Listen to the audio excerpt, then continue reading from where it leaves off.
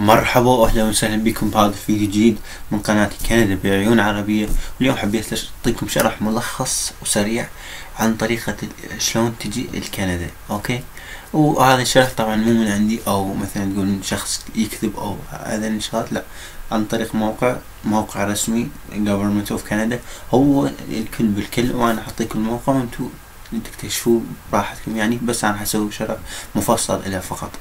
اوكي، خليكم وياي. طبعا اول شي اذا تريد immigration، هو طبعا تيجي هنا وتختار my application immigrate visit work study وهذين الشغلات. اوكي، طيب احنا نترك هاي اللي احنا اصلا طابين عليها هذا الموقع. طيب عندهم هم قناتهم باليوتيوب تقدر تتابعهم، عندهم بالتويتر وعندهم بالفيسبوك، ثلاث شغلات يعني تقدر تستخدمهم حتى تتواصل معهم وتسألهم أسئلة عنك. اوكي، مثل ما تشوفون عندنا صورة find out about more Syrian refugees، يعني إذا تريد تعرف شلون يجيبون السوريين لكندا تكبس على هذا وتشوف. اوكي، طيب هاي الشغلة الأولى.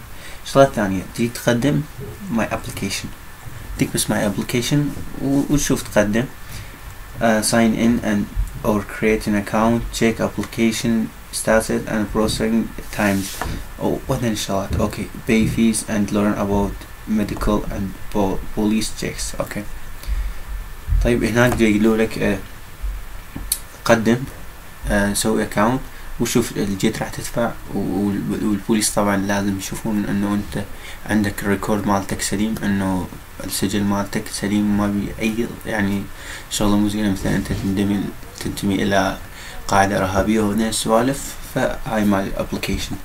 واذا عندك سؤال تكبس get answers to your questions. اوكي، تكبس هنا مثلا اذا تريد what do you need help with، وتكتب سؤالك، تروح على جوجل ترجمة إذا ما تعرف بالإنجليزي وتكتب سؤالك ويطلع لك. أوكي، وماي application هنا، وتيجي مثل ماي application sign in أو create account، لازم تسوي account. طبعا أنا ما عندي account لأن مو بحاجة إلها، بس قاعد أشوفكم إنه الموقع pay your fees، لازم تدفع مثلا ورا ما تسجل هذه السوالف، وإذا قبلوك تدفع لهم مثلا. هاي الطريقة السليمة اللي تقدر تجي بيها لكندا. أوكي شباب. اوكي، والشغلة الثانية هنا عندكم immigrate find out what immigration programs you can apply for. اوكي، هنا تقدر تجي عن طريق طبعا work visit study وش اسمه وهذين السوالف. طيب الورك اذا عندك اختصاصي في الشغل، مثلا ميكانيكي سيارات تقدم، اوكي ميكانيكي سيارات يقبلوك تجي. visit او سياحة، او study عمود تدرس، او هذا معظم الجابانيز ستودنتس يعني اليابانيين او الصينيين او الفيتناميين يسوونه حتى يجون الكندا. طيب هنا عندكم new immigration Canadians او refugees، وهاي يعني طبعا الشغلة الثانية اللي عجبتني بالموقع هي لما تكوس على اليوتيوب شانل مالتهم. اوكي، يوتيوب شانل مالتهم تقدر تشوف يعني عندهم اللغتين فقط، وللأسف يعني للأسف الشديد الإنجليزية والفرنسية فقط وماكو العربية.